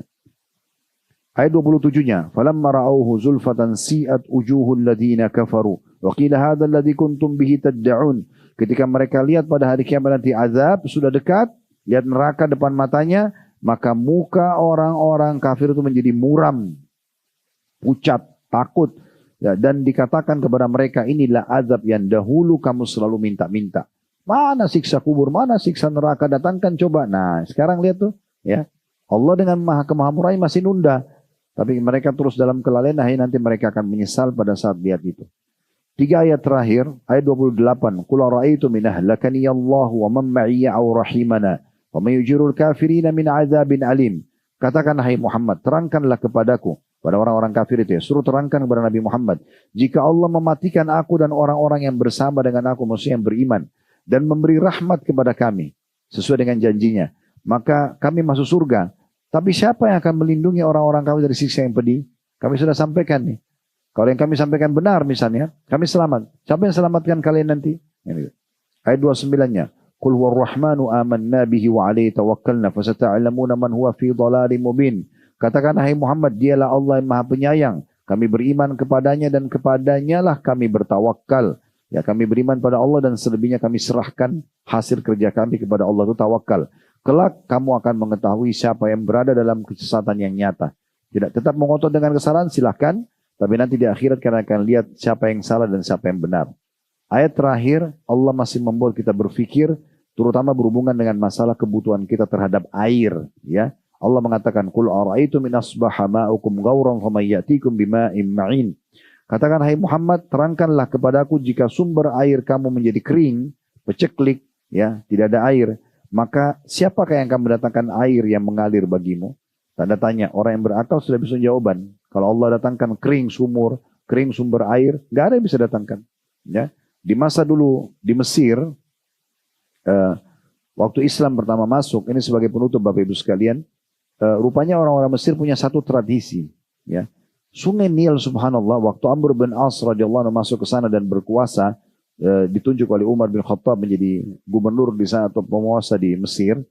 Rupanya Sungai Nil pernah hilang airnya. Sungai dengan begitu luas. Saya pernah ke sana dan tinggal di Mesir waktu itu ya. Tahun 89 tahun 90 itu sungai yang sangat luas. Dan Anda bisa lihat data-data di Google, Sungai Nil itu sangat besar dan luas gitu ya. Intinya Afrika itu juga banyak hidup dari sungai ini. Itu pernah di masa itu hilang airnya. Kadang-kadang hilang, kadang-kadang datang. Nah biasanya orang-orang Mesir itu sebelum datang Islam, mereka lempar tumbal. Lempar tumbal di situ. Sapi lah, anak gadis lah yang mereka cari, mereka tumbal untuk supaya, dan air datang lagi, seperti itulah mereka lakukan. Di masa Islam masuk pertama, terjadi begitu. Lalu Amr bin As mengatakan berhentikan, tidak boleh lakukan semua ini. Ini kesyirikan kepada Allah. Lalu dikirimlah surat kepada Umar bin Khattab, gitu kan? Yang terjadi Anda bisa ketik nanti surat Umar bin Khattab untuk Sungai Nil.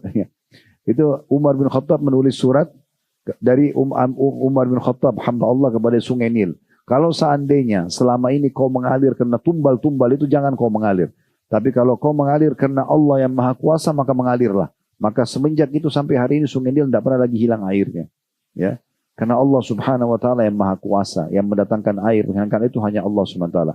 Jangan Anda terpengaruh dengan dukun-dukun atau apa yang mengatakan, oh ini hujan ini bisa didatangkan dengan dia, yang pawang-pawang hujan manggil jin. Ini semua permainan yang tidak masuk akal. Allah SWT sudah mengajarkan kita dengan syariat yang benar, Bapak Ibu sekalian. Allahu a'lam. Kalau ada benar dari Allah, silakan diambil dan diamalkan. Kalau ada salah dari saya, maka saya beristighfar dan mohon maaf kepada Bapak Ibu sekalian. Subhanakallahumma bihamdika.